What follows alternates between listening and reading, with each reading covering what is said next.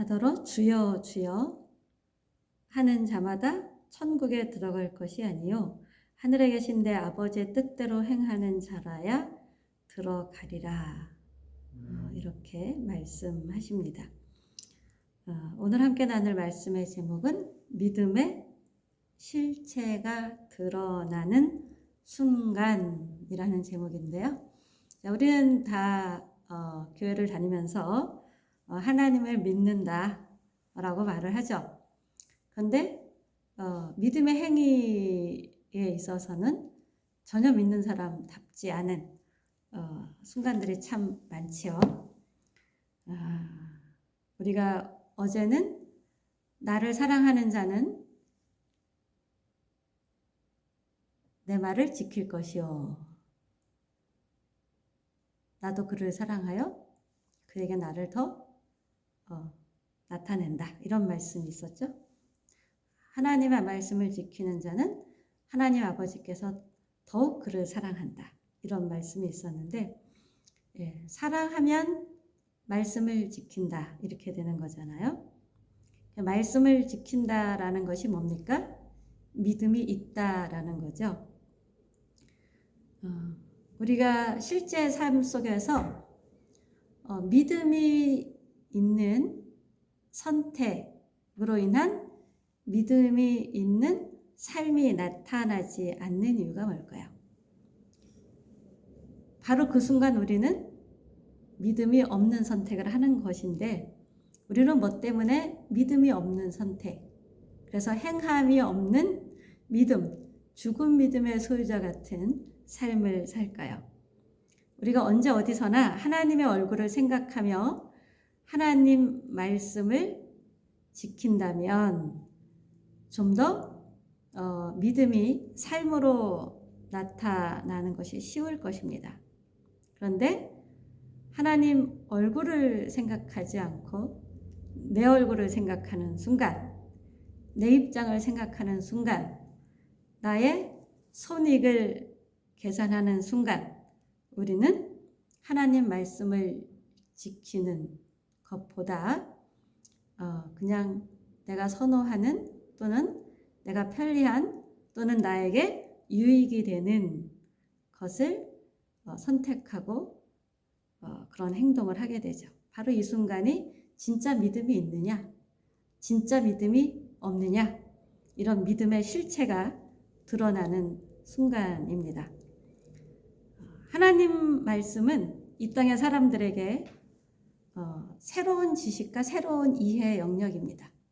그래서 하나님 말씀을 수없이 많이 읽어도 그 말씀을 내가 이미 가지고 있는 지식 체계로 이해하기 때문에 하나님 말씀에 대한 잘못된 지식을 갖게 되죠. 똑같은 말을 들었는데 전혀 하나님의 의도와는 다르게 그것을 이해하고 하나님의 의도와는 다른 지식을 갖는 이유는 이 땅의 사람들에게 하나님 말씀은 새로운 지식이고 새로운 이해의 영역이기 때문에 그렇습니다.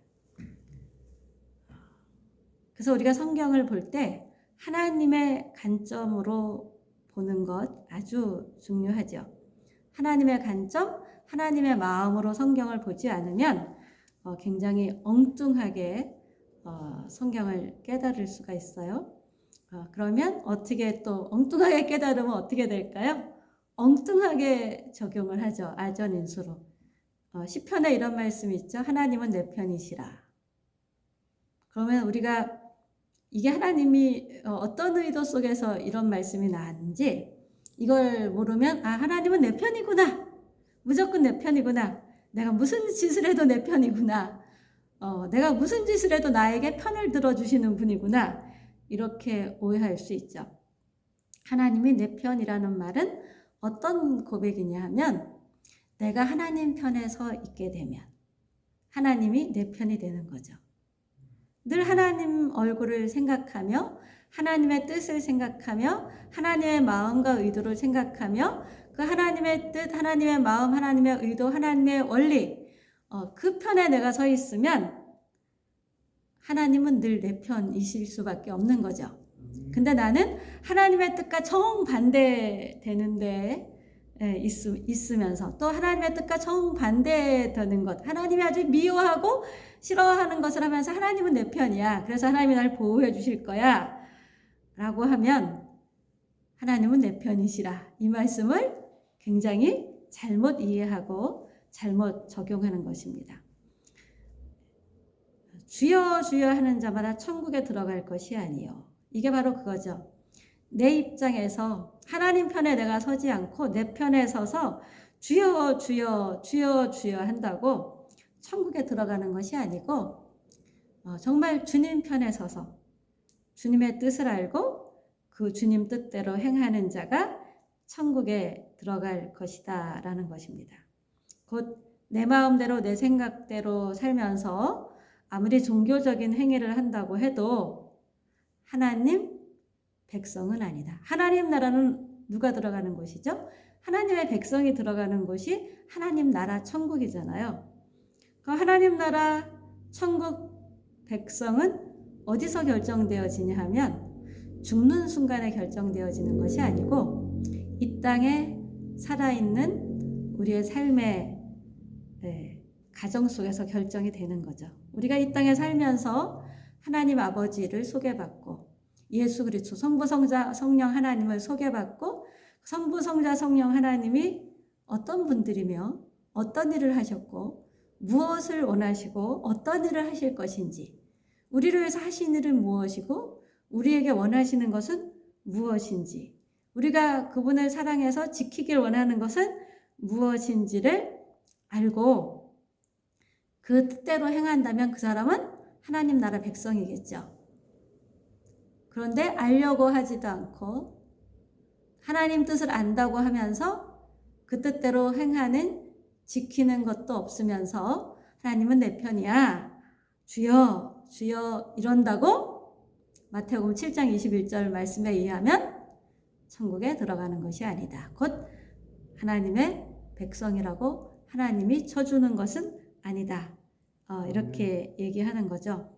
자, 그러면 이 말 속에는 어떤 전제가 들어있냐 하면 정말 하나님을 제대로 믿는다면, 하나님에 대한 잘못된 지식과 잘못된 이해가 아니라 바른 지식과 바른 이해 속에서 하나님을 믿는다면 하나님을 사랑하게 되고 하나님의 말씀을 지키는 자가 된다라는 것이 사실 전제되어 있기도 합니다. 그런데 주여 주여 하지만 하나님의 의도와 뜻도 모르면서, 그래서 하나님이 어떤 분인지도 모르면서 내 마음대로 하나님은 이런 분이야, 그러니까 내 마음대로 성경을 해석하고 하나님은 내 편이야 이렇게 믿으면 오케이, 그래 나는 네 편이야, 너는 내 백성이야, 너는 천국 백성이야, 이럴 수는 없다라는 거죠. 그래서 우리가 하나님의 말씀을 지키는 자를 누가복음 6장에서는 이렇게 말해요. 반석 위에 집을 짓는 자와 같다. 말씀을 듣고 행하는 자, 곧 순종하는 자는 반석 위에 집을 짓는 자와 같다.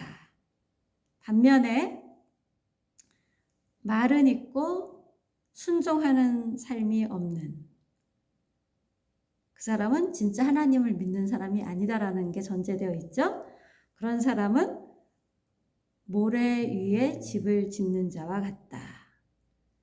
그래서 우리가 겉으로 볼 때는 똑같이 아름답고 멋진 집이 주어졌지만 홍수가 나고 바람이 불면 이 가짜 믿음, 내가 만들어 놓은 하나님, 내가 착각하고 오해한, 잘못 이해하고 잘못된 지식 가운데 믿는 하나님 위에 그 집을 지은 자는 어떻게 된다고요? 그냥 모래 위에 지은 집처럼 무너진다라는 거죠. 그래서 순종하는 삶, 그것은 참된 하나님을 알고 참된 하나님을 알기 때문에 참된 하나님을 사랑할 수밖에 없고 참된 하나님을 사랑하다 보니 하나님도 나를 더욱 사랑하시고 하나님의 더욱 큰 사랑을 느끼고 경험하고 받다 보니 나는 더 하나님을 사랑하게 되고 이렇게 하나님과 더 친밀해지는 영적인 복을 받게 됩니다. 근데 순종하는 삶이 없다면 하나님과 친밀해지는 영적인 복이 없는 것이겠죠. 그래서 하나님께 순종하는 것은 하나님에 대한 지식과 하나님에 대한 이해가 새롭게 되면서 내 내적인 조정이 있을 때 가능해요.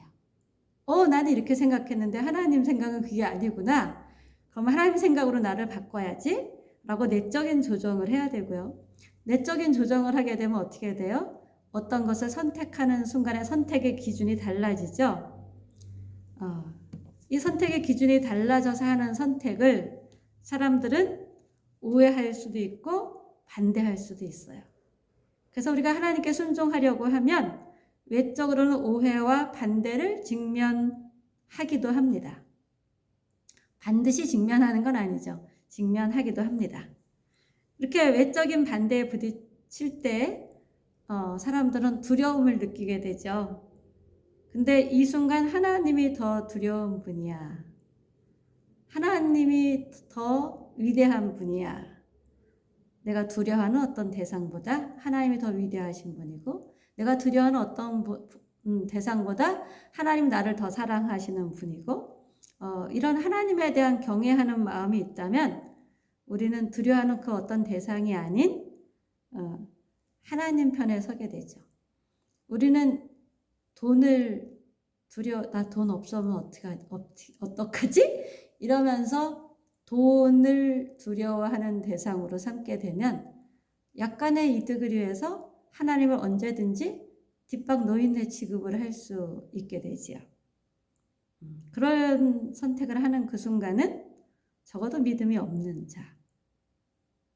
좀 더 세상적으로는 이득이 있을 수 있으나 실제 하나님 앞에서 하나님이 그 사람을 보장해 주시고 하나님이 책임져 주시는 삶은 보장되지 않는 선택을 하는 것이죠. 예수님의 어머니 마리아는 20살도 되기 전에 15살쯤 됐을 때 천사의 방문을 받죠. 그리고 이 처녀인 10대 수녀에게 임신할 것을 예고합니다. 근데 약혼한 남자로 인해서 임신하게 되는 것이 아니라 성령으로 잉태하게 된다고 말씀을 전하죠. 가브리엘 천사가. 가브리엘 천사는 소식을 전하는 천사예요. 이게 사람들의 눈이 훨씬 두려웠다면 마리아가 어떻게 했을까요? 말씀대로 이루어지이다 이랬을까요?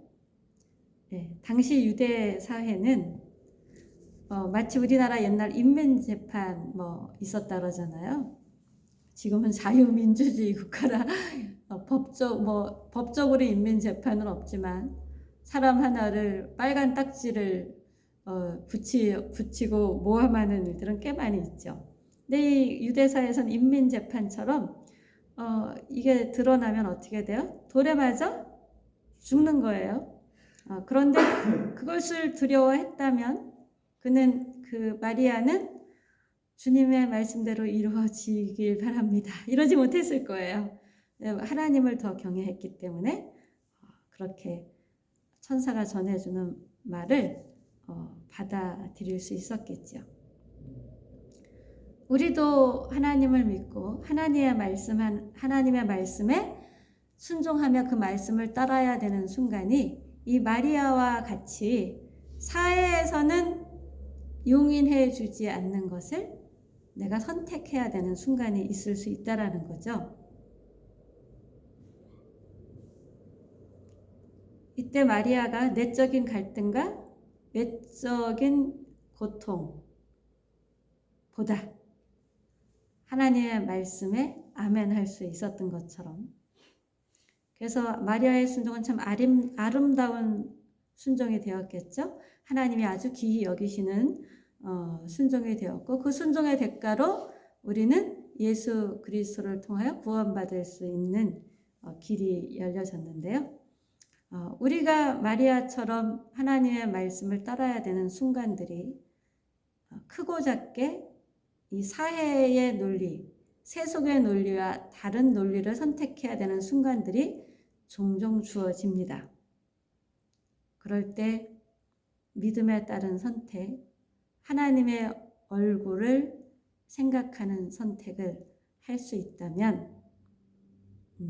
지금 당장은 손해보는 것 같지만 결과적으로는 어떻게 될까요? 네, 순종의 복이 있게 되고 또 하나님이 책임져 주시는 삶이 있게 되겠죠.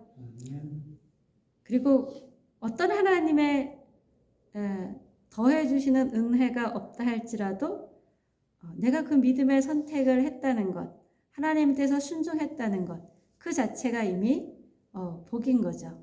내가 자동차 운전을 하고 있는데 자동차가 갈 수 있는 길로 가는 게 복이지, 자동차가 갈 수 없는 엉뚱한 방향으로 운전을 해가지고 낭떠러지기로 떨어질 위기에 있는 게 복이 아니잖아요. 순종은 바로 마땅히 하나님의 백성이 가야 될 길을 가는 것인데 또 그 끝을 하나님이 복되게 하시고 아름답게 하시고 우리가 생각지도 못한 방법으로 우리를 책임져 주십니다. 하나님이 책임져 주시는 우리의 삶이 되기를 예수님의 이름으로 축복합니다.